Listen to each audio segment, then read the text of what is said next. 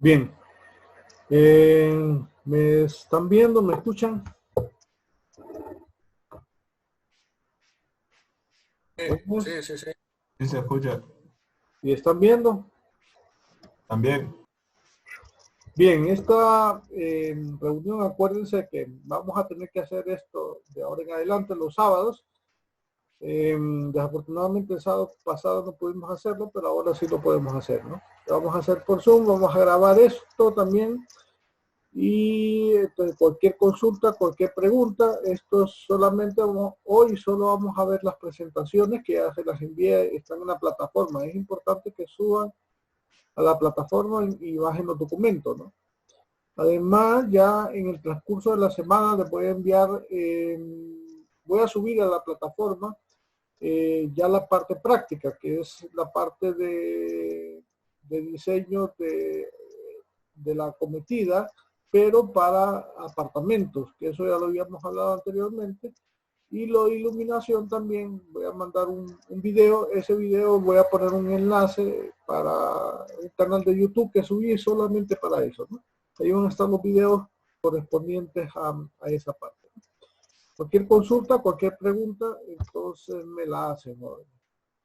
Bien, en este caso, bien, que hablamos de la presentación esta, la protección contra descargas atmosféricas, eso es una de las partes importantes para las instalaciones eléctricas porque es lo más importante de proteger. Y eso es lo que posiblemente pasa con casi todas las personas que no lo hacen. En ese caso, si ven, esa es una foto bastante vieja de lo que sucedió en la Mosquitia. Esto fue en 1995, 17 muertos por un rayo. En ese caso hay un campo de fútbol, entonces el contorno de tierra es básicamente los árboles, las personas, las edificaciones. Entonces, por lo tanto, el rayo siempre va a buscar el punto más alto porque es la distancia más corta entre la nube y la tierra. Entonces, el contorno de tierra son árboles, edificios, personas. En este caso es un campo en la Mosquitia, pero si usted ve la vegetación allá es relativamente baja. No hay nada, usted ve, llega a la Mosquitia, es una planicie. Entonces, básicamente los puntos más altos son, en ese caso, esa como especie de caseta o de, está en un estadio, en un campo de fútbol, por lo tanto el punto más alto era eso, entonces el rayo cayó ahí, por eso mató a esas personas. En ese tiempo yo conocí a una de las personas que afortunadamente se salvó y trabajaba en un hotel y, ¿cómo se llama? Tenía como 4 o 5 meses de haber sucedido eso y él tenía todavía problemas motores, ¿no? O sea, el rayo lo afectó de tal manera que el doctor le dijo que posiblemente en el tiempo se podía, ¿cómo se llama? A tener las condiciones necesarias, pero él decía de que había momentos que él iba caminando y de repente se iba de lado, ¿no? O sea, perdía como que la brújula, el equilibrio del cuerpo que está en los oídos, entonces lo perdía, entonces como que se iba yendo de lado y cayendo, ¿no? Entonces todas esas cosas son importantes para eso, ¿no? Aquí también una persona que le cayó un rayo ahí por el estadio, y aquí también un rayo mata mientras amamantaba un niño recién nacido. Después lo pueden ver ustedes. Ahora, la formación de los rayos es importante, es por el tipo de nube. Están los cirros y los estratos. Vamos a hacerlo un poquito más rápido después que ustedes entren a la presentación para entrar en esos detalles. Los tipos de ríos, nimbos, cúmulos, nimbos. Allí está una fotografía de más o menos las nubes.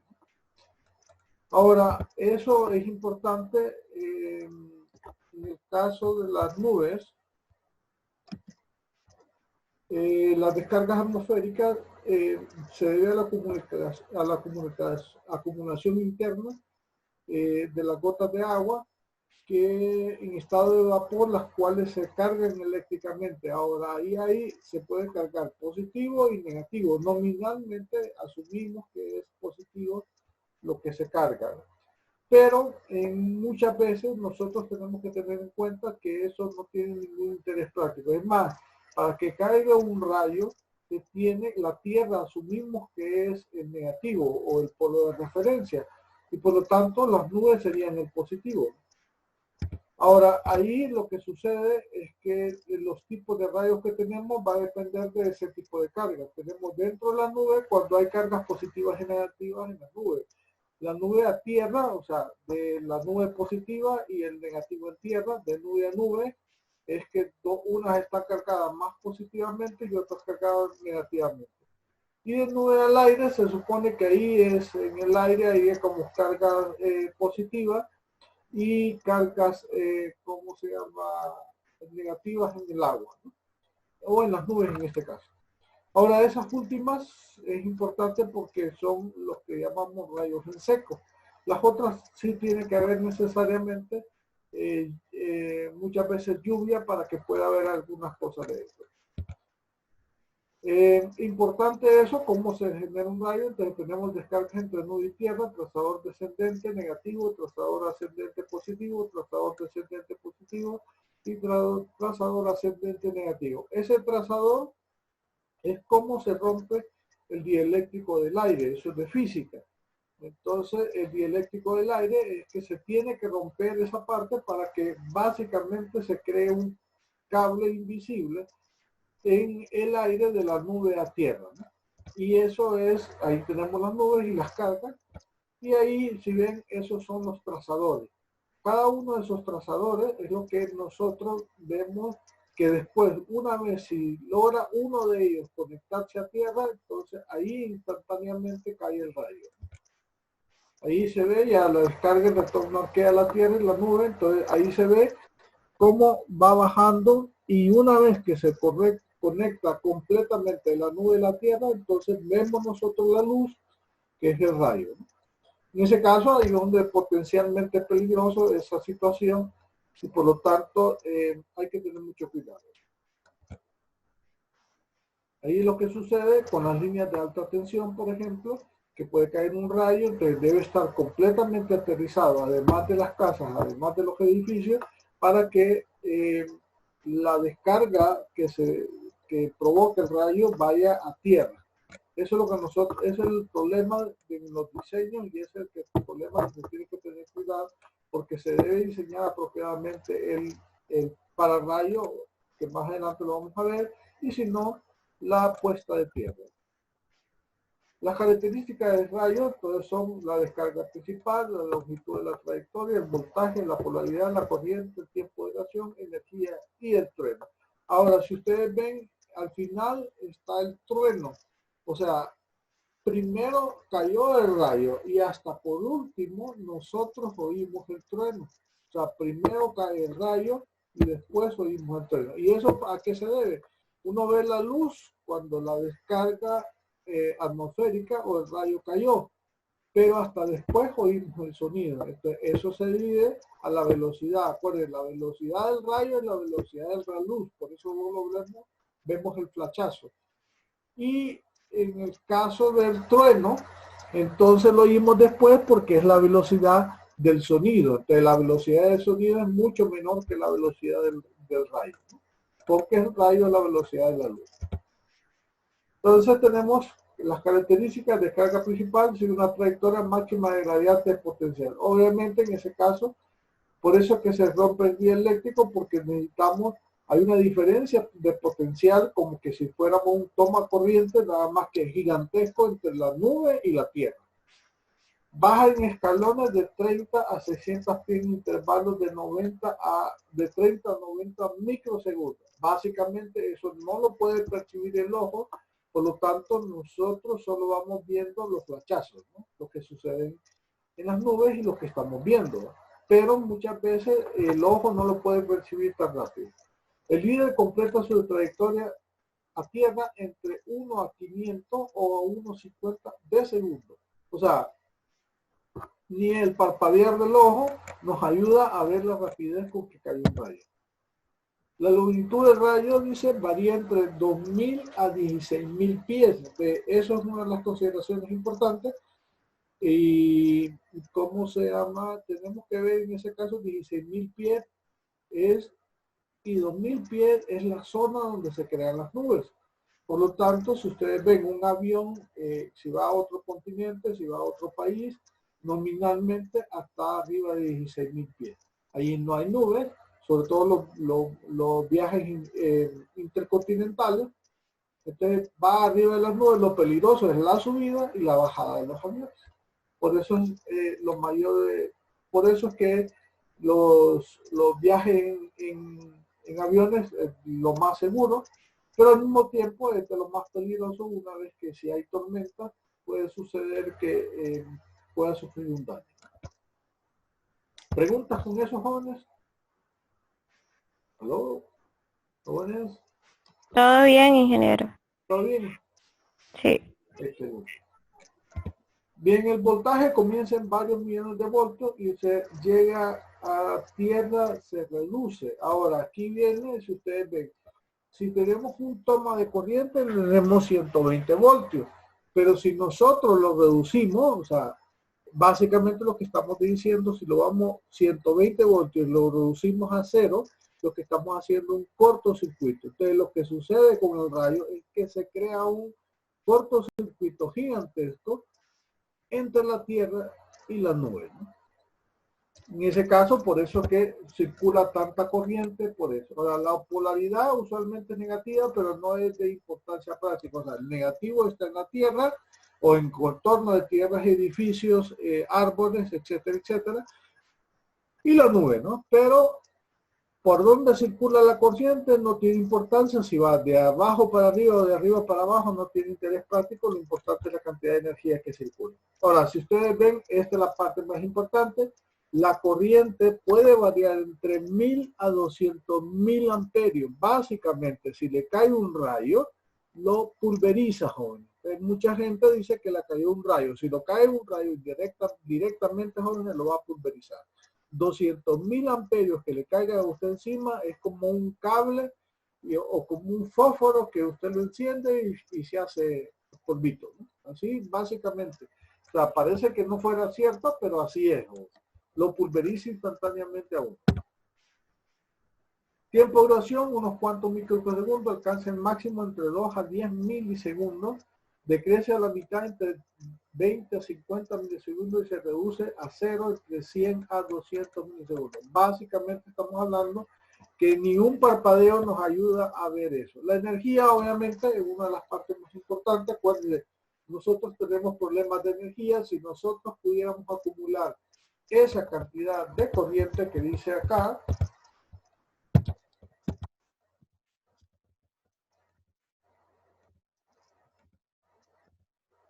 $200.000 amperios por algún medio físico, esa cantidad de energía nos ayuda a acumular suficiente energía para cubrir los requerimientos energéticos de nuestro país. Obviamente eso es las cosas que nosotros tenemos que ver, que todavía la tecnología no ha avanzado tanto porque no podemos, por ejemplo, a pesar de que hay plantas geotérmicas, como hablábamos al principio de la clase, o sea, hay demasiado magma en la Tierra que podríamos utilizar y que no necesitaríamos estar comprando energía porque tendría libre. Tendríamos hidroeléctrica, pero igual también no lo utilizamos en energía, tendríamos los rayos también y por lo tanto tendríamos básicamente energía gratis en el país. Pero como todo es un negocio aquí, entonces no se puede hacer. Además de las limitaciones. Por último, como decíamos, cuando ya el rayo cayó y por la velocidad del sonido, lo que vimos es el trueno. Allá los viejitos en los pueblos decían que si usted cuenta, ¿cómo se llama? Una vez que vio el flachazo y contaba cuánto, 1, 2, 3, 4, 5, hasta que viera el sonido del trueno, la gente decía que esa era la cantidad de kilómetros con que había caído el rayo. Ahora, eso no es comprobable, jóvenes. Eso sencillamente es los dichos es más o menos una relación, pero no es tan directa. Bien, para eso nosotros necesitamos entonces los tipos de pararrayos. Los pasivos, que es lo que normalmente utilizamos en el país, porque nosotros no tenemos descargas atmosféricas grandes, ¿no? El tipo Franklin, el jaula de Faraday. Y los activos, que esos son cuando hay incidencias altísimas de ¿cómo se llama? De descargas atmosféricas, no las tenemos aquí en Honduras, obviamente para eso se utiliza el radioactivo y el pulso electromagnético. Ahora, esos últimos se dan donde en los países donde hay altas tormentas eléctricas, por ejemplo en la zona del Japón, que es en el mar Pacífico, y en la zona de Estados Unidos, donde hay tornados. En el caso de los pasivos, tipo Franklin se basa en el principio de cono de protección generado por un triángulo equilátero donde uno de los catetos es la altura a la que está colocado el pararrayo y el otro es el radio del cono. En ese caso, más o menos eso, por lo tanto, siempre el pararrayo va a estar encima de la edificación. O sea, normalmente se dice que arriba de 2-3 metros, una casa de 2-3 pisos ya debe tener por lo menos un pararrayo. La jaula de Faraday consiste en una coraza metálica aterrizada que cubre el cuerpo que se requiere proteger. La concentración de carga será en el exterior. Lo anterior se logra colocando una red de pararrayos tipo Franklin con zonas de protección superpuestas. El radioactivo, al colocar un material radioactivo en una terminal aérea, provoca la ionización del aire en su proximidad, formando un canal que propicia la conducción de las descargas atmosféricas al disminuir considerablemente la rigidez dieléctrica del aire. Básicamente lo que está diciendo ahí es que como es un radioactivo, nosotros estamos enviando un pulso al aire para que obligar al que el rayo caiga ahí.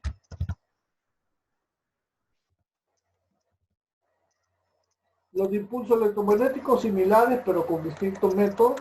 Este tipo emite una señal de alta tensión con frecuencia y amplitud determinadas y controladas, que permite a la formación anticipada del flujo ascendente en su punta y propagación de esta hacia el líder descendente. O sea, estamos diciendo que como que estuviéramos enviando un rayo con el pararrayo, ese pulso es una especie de rayo, para que se una lo que viene de arriba de las nubes con lo que nosotros estamos mandando para obligar al pararrayo a caer ahí.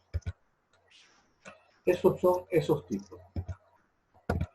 Eso de esto de aquí no tiene interés práctico porque no nos interesa tanto. La norma NFPA 780, su propósito es la protección práctica de personas bien de los peligros que sufren de la exposición de carga atmosférica. Si ustedes ven, eso es básicamente el propósito de toda instalación eléctrica, ¿no? Protección de personas y sobre todo de los equipos, ¿no? Acuérdense, nosotros, como hemos dicho a través de la clase, tenemos mucho que proteger.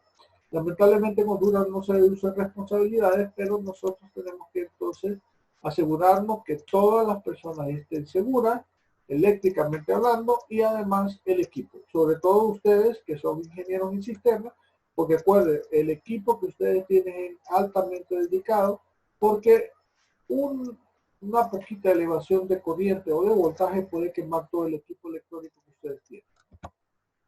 ¿Preguntas? ¿Jóvenes? ¿Aló? Todo tranquilo. ¿Todo bien? Sí, todo bien. Okay. Bien, el sistema de protección contra rayos es un sistema compuesto por terminales aéreas, conductores de baja de terminales de tierra, conductores y accesorios requeridos para completar el sistema. Eso se ve en la fotografía. Obviamente el pararrayo, si bien tiene que estar encima de la edificación, esa estructura es bastante sofisticada. Nosotros no sencillamente conectamos el pararrayo, hacemos la conexión arriba de la edificación y tiramos el cable, y por último en la parte de abajo está la conexión a tierra. Eso es lo que más nos interesa. Todo lo demás, los soportes sí tenemos que ponerlo, porque recuerden, tiene que estar al lado de la edificación para que el rayo caiga caiga exactamente ahí y vaya directamente a tierra sin pasar por la edificación directamente, para que no sufra en la edificación un daño, ¿no? Porque muchas veces si instalamos mal el pararrayos, entonces podemos hacer que la estructura se dañe. Terminal aérea es el componente del sistema de protección destinada a interceptar cargas atmosféricas. Ahí están el tipo de pararrayos, ¿no? Cable de bajada son conductores cableados juntos. Aquí se ponen cables tensados, asegurarse de que sea trenzado, porque si en las descargas atmosféricas es bastante energía la que pasa instantáneamente, entonces si fuera un cable sólido y se revienta, entonces el rayo va a buscar una ruta para bajar. Y puede ser la edificación, puede ser la misma instalación eléctrica de la casa, pero muchas veces ha sucedido que un rayo sale, o por lo menos la energía del rayo sale por un toma de corriente, ¿no? O entra y empieza a quemar equipo, empieza a quemar televisores que explotan, etcétera, etcétera, ¿no? Quema la refrigeradora, todo el equipo que más fácil daño puede tener. La terminal de tierra, componente del sistema de protección cuyo propósito es proveer un contacto eléctrico con la tierra y puede ser una varilla, placa o un conductor. Ahí está la varilla de tierra, que es la que, si ustedes ven en la primera parte del proyecto, nosotros hacíamos esa conexión y decíamos que era importante y que ustedes le tomaran fotos, ¿no? Para ver si existía. En la mayor parte de las casas le ponen cemento, no es lo adecuado, pero la mayoría está tapada con cemento. Eso es material clase 1, conductores terminales de tierra, accesorios asociados requeridos por el código para la protección de estructuras que no deben 75 pies. Eso nos interesa, pero no tanto, ¿no? Ahora, estos tipos de techo, de acuerdo al tipo de techo, si ustedes ven en cada punto que está ahí, se ven los distintos pararrayos que podíamos poner y la manera de ponerlos. De acuerdo al tipo de techo, entonces vamos a ir poniéndolos cada uno.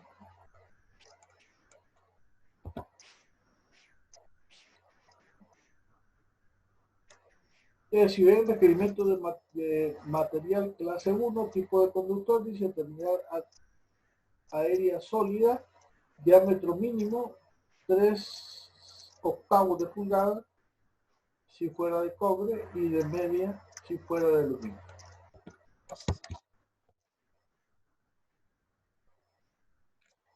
Algunas alturas de las terminales será tal que sobresalgan al menos 10 pulgadas arriba del objeto a ser protegido si están espaciadas a un máximo de 20 pies, o al menos 24 pulgadas si están espaciadas a un máximo de 25 pies. Y más o menos las conexiones que se deberían tener. Esas son las de protección que nos interesan. La ubicación de las terminales aéreas serán colocadas en las orillas de techos con pendiente alrededor del perímetro de techos planos o con poca pendiente de intervalos que no excedan los 20 pies, excepto las de 24 pulgadas o más, que se pueden colocar un máximo de 25 pies, 7.6 metros. Las terminales estarán a o dentro de 2 pies de las orillas o esquinas de los techos. Eso es muy importante. No pueden estar exactamente en orilla porque lo que podría suceder es que va a quebrar la estructura. Si el rayo cae en la esquina, normalmente rompe las estructuras de los edificios.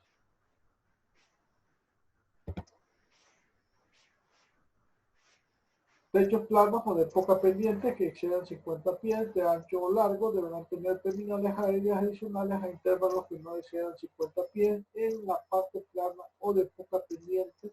Estos son definidos como techos con un vano de 40 pies o menos y una pendiente menor de 1/8. Techos con un vano de más de 40 pies o un pendiente menor de 1/4.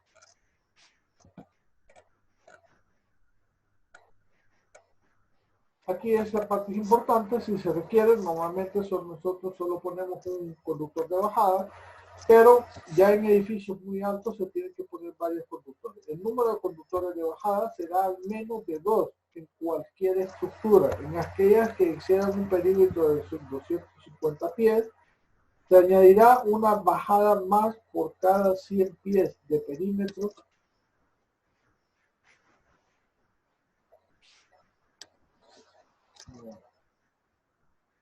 ¿Me escuchan todavía, jóvenes? Sí, sí, le escuchamos bien. Ah, ok. Bien, ahí tenemos en el aterrizaje, se usa varillas de aterrizaje, estas serán de al menos media pulgada de diámetro, de 8 pies de largo, de acero corizado o acero inoxidable. El número de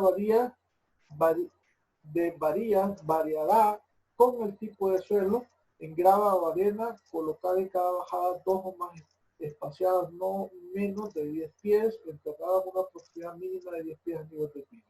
Aquí es importante dos cosas. Primero, la varilla, el tamaño de la varilla, el tipo de varilla, pero además el tipo de suelo. Eso es importante, en ese caso se tiene que tener una buena relación entre los ingenieros civiles y los ingenieros eléctricos, porque, y sobre todo entenderlo bien, ustedes que son ingenieros del sistema, la gente de telecomunicaciones también, porque la varilla, la tierra es muy apropiada. En ese caso, muchas veces se dice que el nivel mínimo de tierra requerido es de 25 ohmios. Tiene que ser abajo de 25 ohmios. Por lo tanto, el sistema de tierra tiene que estar abajo de ese proceso. Se debe medir el nivel de ohmiaje que tiene la tierra y además ver cómo se puede reducir. Ahí se tiene, por lo tanto, el tipo de varillas que tenemos ahí. Bien, esta presentación está, ya la terminamos, pero además está conectada con la otra presentación. ¿Aló?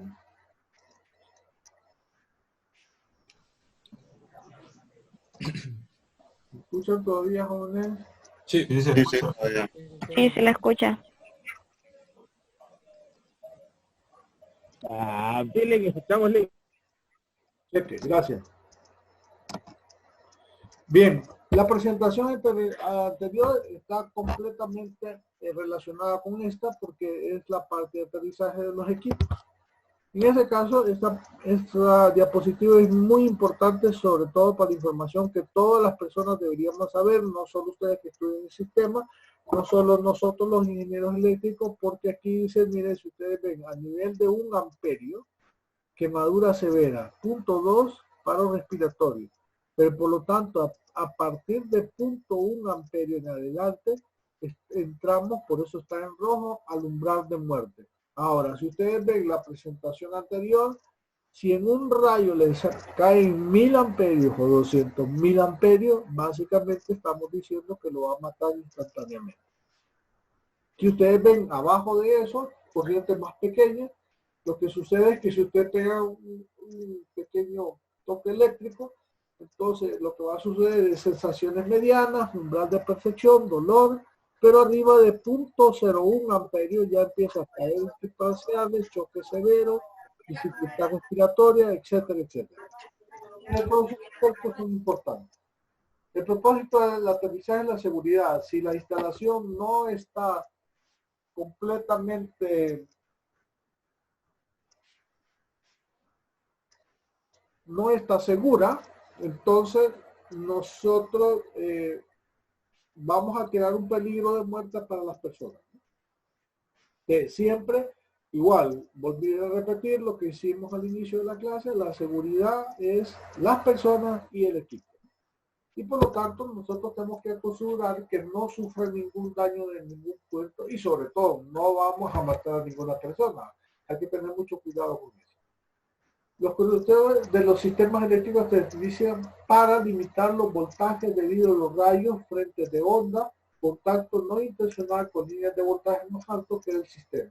Esa es la situación primordial que tenemos que cuidar.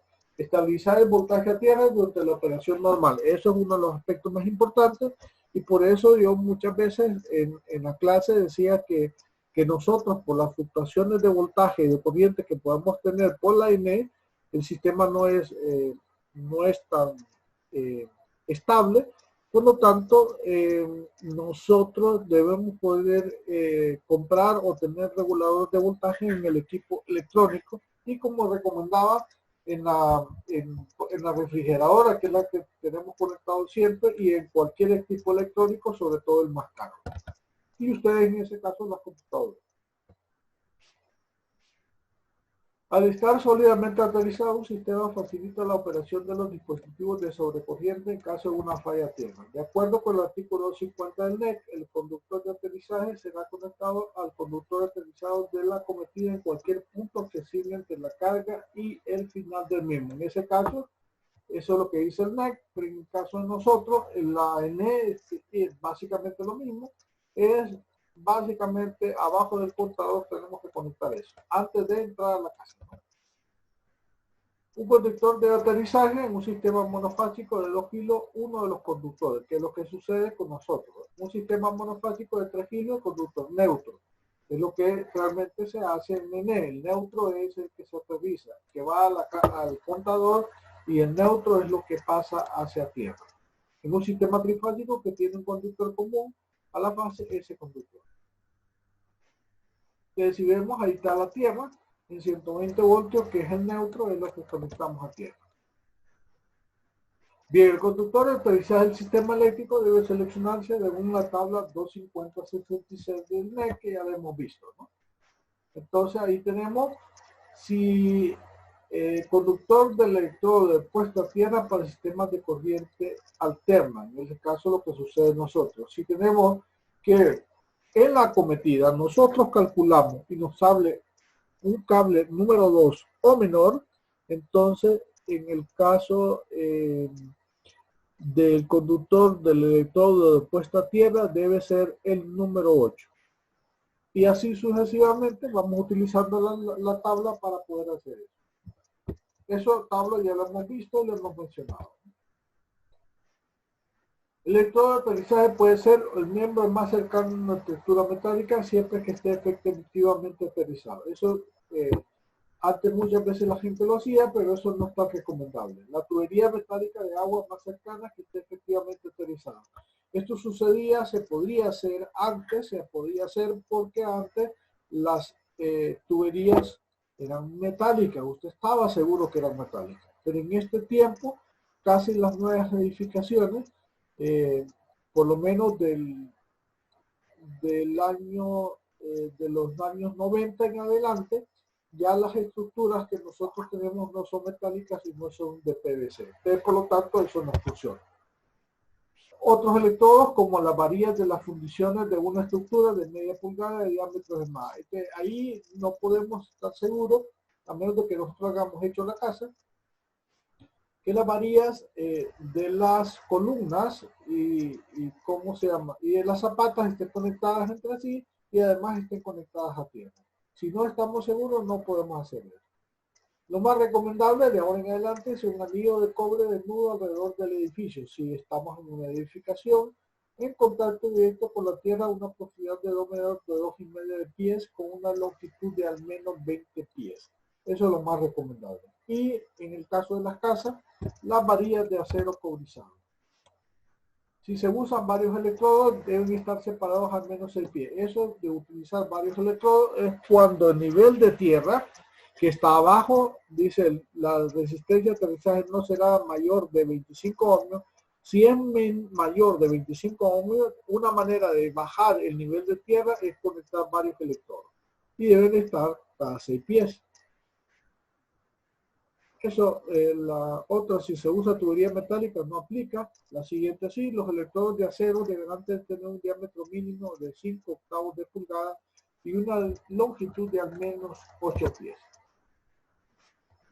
Los factores que afectan al aterrizaje, en primer lugar el suelo, como ya lo habíamos mencionado, hay que tener una buena relación con los ingenieros civiles a la hora de medir el tipo de suelo y además de nosotros, de la gente de las instalaciones eléctricas, para ingenieros eléctricos normalmente para medir el homeaje de la tierra, la humedad del suelo, la temperatura ambiente y el tamaño del electrodo. Ahí están los tipos de tierra. Ahora, lo mejor sería rellenos y terrenos que contienen más o menos desechos tales como ceniza y carbón. Entonces, si ven, el promedio de resistencia es de 14 ohmios, el mínimo es de 3.5 ohmios, depende del tipo. La siguiente, arcilla, adobe, marga ligeramente arenosa, sin piedra grava, y son más o menos algunos terrenos que tenemos nosotros. Si ven, el promedio es 24 ohmios y el mínimo 2 ohmios. Todas las demás, si ustedes ven, arcilla, adobe, marga, con bastante arena, grava y piedra, ya el promedio es 93 ohmios, el mínimo es 6 y el máximo 800, o sea que básicamente cuando se tiene tierra, demasiada tierra y grava, hay que saber dónde vamos a poner la instalación de tierra, porque si no el ohmiaje va a ser mucho mayor de 25 ohmios. Y por último, donde no es recomendable poner una, o sea, estructuralmente posiblemente sea bueno poner una casa, pero si tienen arena, piedra o grava, sin o poca arcilla o marga, que estamos hablando del promedio de 554 y el máximo 2700. Básicamente, por eso decimos que hay que tener cuidado donde edifiquemos la casa. Y hay tipos de conexiones de tierra, las varillas, y aquí esto es tornillos y uniones para unir el cable que viene del pararrayo, unirlo, o que viene del contador, unirlo con la varilla de tierra.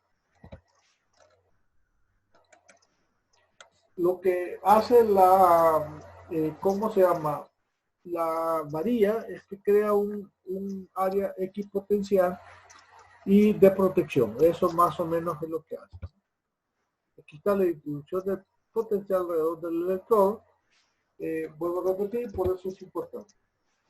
Ese voltaje de paso, por ejemplo, no debemos nosotros, siempre todas las zonas donde hay transformadores, debe estar protegida y debe tener una reja de protección, porque se puede crear ese voltaje de paso. Si ese voltaje de paso y tenemos mala suerte y nosotros entramos en esa zona, nosotros podríamos hacer una especie de cortocircuito y entonces toda la energía pasaría por nosotros. Eso es extremadamente peligroso.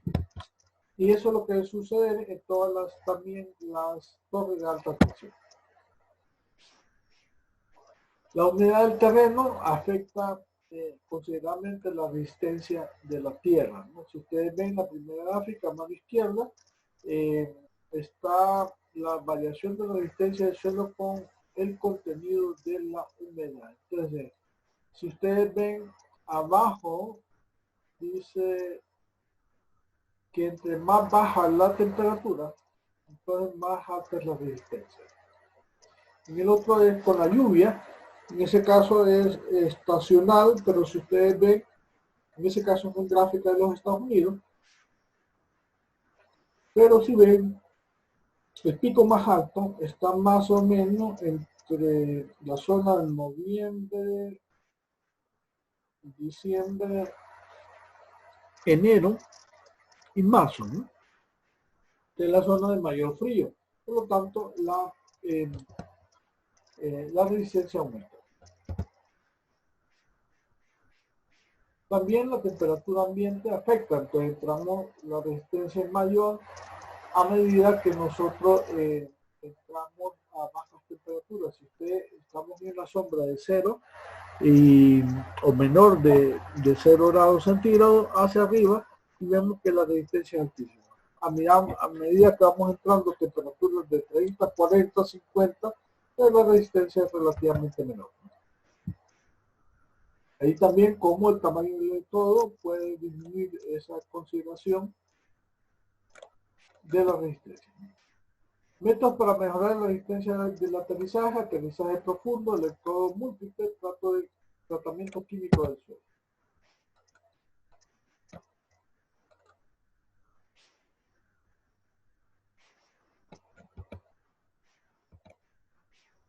Está la consideración del electrodo múltiple, las distintas conexiones.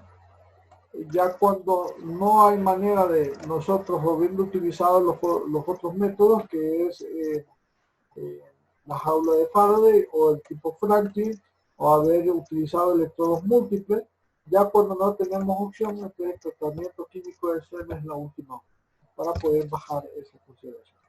Y los últimos son los electrodos ya muy específicos, que compuestos químicos, que ya, eso se utiliza donde las descargas atmosféricas son intensas y se puede conectar de ese tipo. Ya cuando no tenemos ninguna opción, eso es extremadamente caro, eso solamente se venden aquí en Honduras, pero solo por pedido. Para la selección del conductor de tierra del equipo se debe utilizar la tabla 250-122 del NEC, que ya lo habíamos utilizado. Dice calibre mínimo del conductor de aterrizaje para equipo y canalización de alumbrado y para alumbrado. Si tenemos 15 amperios, el número 14. Si tenemos 20 amperios, el número 12. Si tenemos 30, 40 y 60 amperios, el número 10. Y así sucesivamente. Eso es lo que más nos interesa porque eso es lo que normalmente tenemos en una casa. Bien, eso sería la segunda presentación.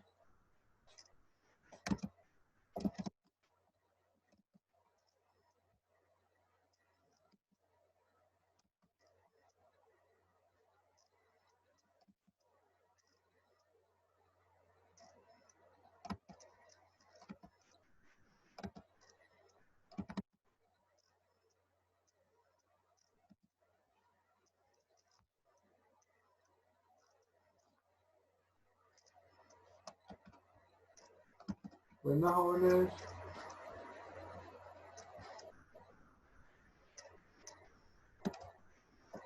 ¿Me escuchan? ¿Todavía están ahí? Sí, sí, se la escucha, ingeniero. Ok, gracias. Sí, sí. Copiado. La última parte es, vamos a tratar de ahorrar tiempo, lo demás, por favor,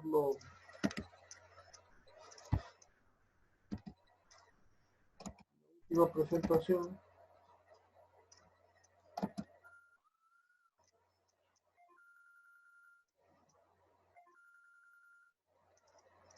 Permítame, joven, un segundo.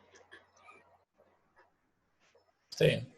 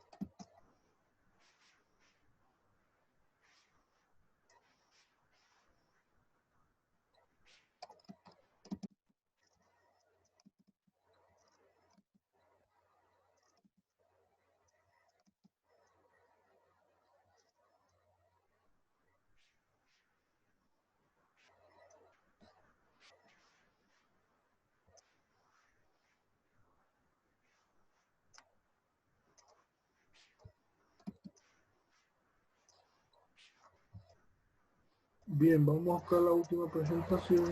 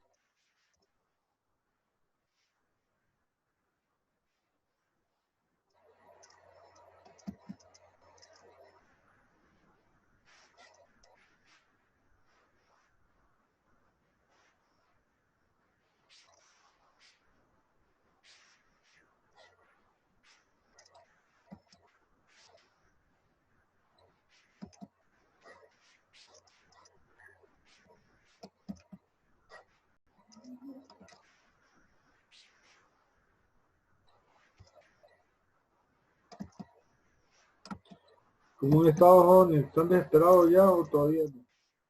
Bastante desesperados. ¿Pero por estar en sus casas o por Yo digo que dejemos la clase por acá. Hay tiempo todavía. mucho tiempo?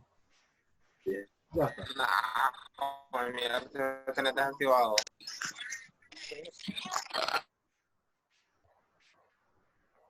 Bien.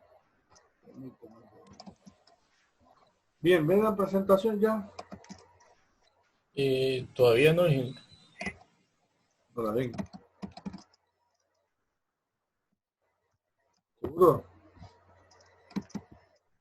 No, no se mira.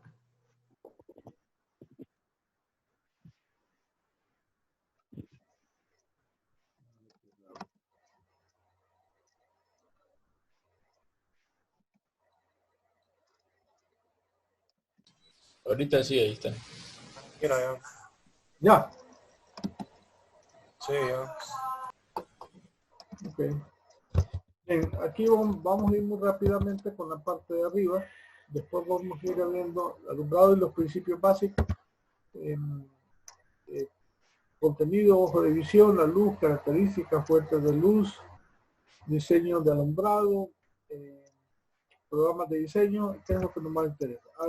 Lo importante aquí es que para la parte de iluminación, eso es la parte final del ¿cómo se llama?, del curso, y que después vamos a hacer ejercicio. Ahora, el ojo y la visión tienen mucho efecto, por ejemplo, qué colores vemos, de qué manera vemos, por el efecto de la visión, ¿no? En ese caso, nosotros lo podemos ver entre, básicamente,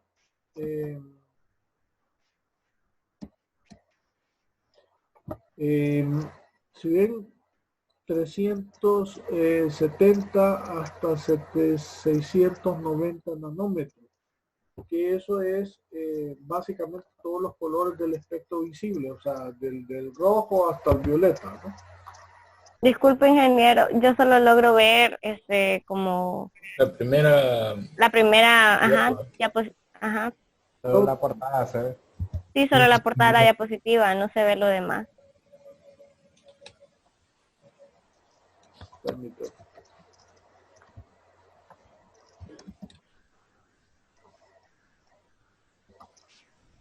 ¿Ahí? Aún no. Ah, sigue lo mismo.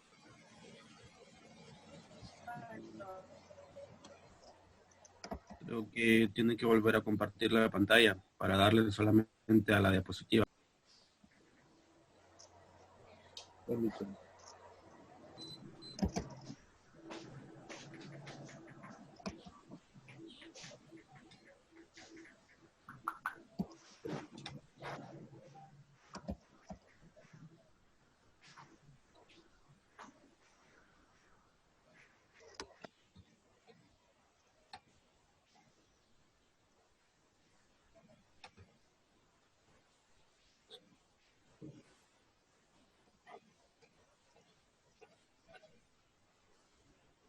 Permítame un segundo, joven. Voy a Está bien.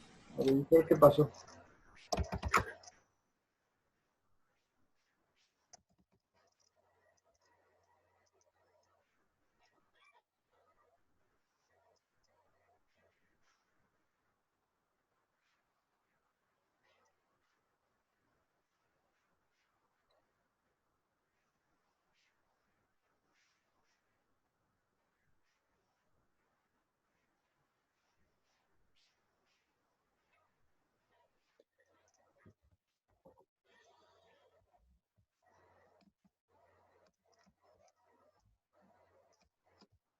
¿Tienen alguna consulta hasta ahorita, jóvenes?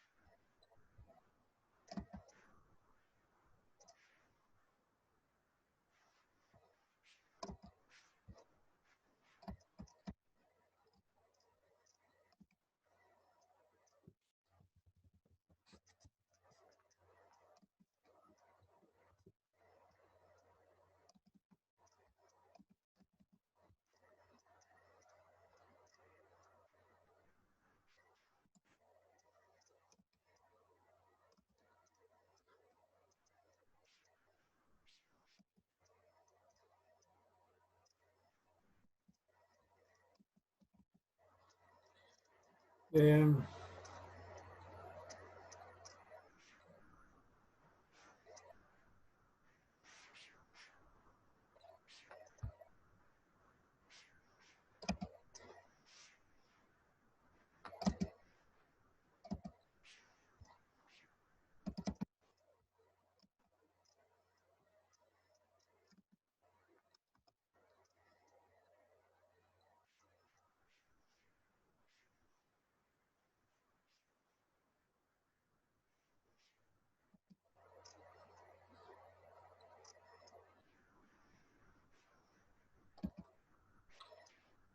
bueno, jóvenes, ¿me escuchan? Sí, ingeniero. Sí. Miren, lamentablemente no sé qué pasó con la presentación, va a tener que arreglarla, pero de todos modos ya está subida a la plataforma. ¿Tienen alguna consulta, algún comentario? Fue un placer estar con ustedes. Todo claro, todo claro. Todo tranquilo. Bueno, revisen eso, voy a estar subiendo documentación y problemas y cómo se llama tareas para que las vayan haciendo con tiempo, porque así como está la situación, lo más seguro es que no nos vamos a volver a ver este periodo, jóvenes. Esperemos que ya el siguiente periodo esté todo normal, pero si no, se supone que las clases se van a activar por medio de cómo, las siguientes clases incluso siempre se van a activar por medio de virtual, ¿no? Entonces, nos reunimos el otro sábado, nada más que vamos a empezar un poquito más temprano. Revisen esa presentación de iluminación y no sé si quieren que en el transcurso de la semana, si ustedes tienen tiempo, avísenme, pónganse de acuerdo en el grupo para que tal vez nos podamos ver, aunque sea una media hora, para terminar esa presentación La presentación es bien grande, entonces yo la reduzco más o menos a una media hora muy rápidamente porque lo que me interesa es solo revisar la última parte, que eso nos va a ayudar a hacer los ejercicios de prácticos que vamos a hacer de la parte de iluminación. ¿Consultas? ¿Preguntas? Ingeniero, tenemos que realizar ejercicios acerca de este tema, o Sí. nos va a hacer algún tipo de ejemplo. No, de iluminación, yo voy a hacer algún tipo de ejemplo. Por lo tanto, voy en el transcurso de la semana, por eso les digo, si pudiéramos ver esa parte de iluminación, o que sea una media hora, sería bueno, pero si ustedes pueden, ¿no? O mañana si pueden también. Para solo ver esa última iluminación, solo para previa preparación para que la otra semana nosotros podamos ver ya los ejercicios. La otra semana vamos a hacer 2 ejercicios, 3 ejercicios. Uno de los, ¿cómo se llama? De apartamento, que eso es lo mismo, con pequeñas modificaciones similares a lo que hicimos en la parte de del diseño de casa, nada más que es un poquito más corto, es el proceso casi igual, nada más que no calculamos breaker, sino que solo potencia total. Entonces, se hace mucho más rápido, siempre es más o menos largo, pero no tanto como el anterior. Y el de los de iluminación, que son 2 tipos de ejercicios. Uno con lámparas pegadas al techo y la otra con lámparas que están colgantes o guindadas, digamos, que no están pegadas al techo. Esos son los 3 tipos de ejercicios, que son los que normalmente, ¿cómo se llama? Ponemos en examen. A veces incluimos alguna que otra pregunta de ¿cómo se llama? Teórica, pero vamos a analizar la situación de las preguntas teóricas. Puede ser que solo dejemos por la situación ahorita solo lo práctico. Consulta, joven. Todo claro, Inge, todo claro. Cheque. Es un placer oírlos. Cuídense, joven. No salgan. Usted tampoco. Cheque, cuídense. Hasta luego. Bueno, Vemos. Cheque, pórtense bien todos. Ingeniero, a un caso nos mandaría un correo si nos reunimos mañana. No, depende de ustedes. Si ustedes me dicen que nos reunamos mañana, nos reunimos. ¿A qué horas quieren, más o menos? si lo hacen mañana, yo digo que por la tarde, no sé los demás. Bueno, entonces les voy a enviar un correo para ver si nos podemos reunir por la tarde. En la mañana les pongo el correo y ustedes me contestan ahí nomás. Ok. Pero la Sí. nota del examen, ¿cuándo la vamos a poder ver? ¿Perdón? La nota del examen, ¿cuándo la vamos a poder La otra semana nada más que, ¿cómo se llama? Van a hacer correos individuales, ¿va? Cada quien me va a decir, a partir de ya del miércoles, yo voy a tener revisado todo, entonces me van a decir, ingeniero, por un correo individual, mándenme la nota del examen. ¿Les parece? Sí, Sí, está está bien. bien. Cheque, jóvenes. Un placer oírlos. Gracias. Igual.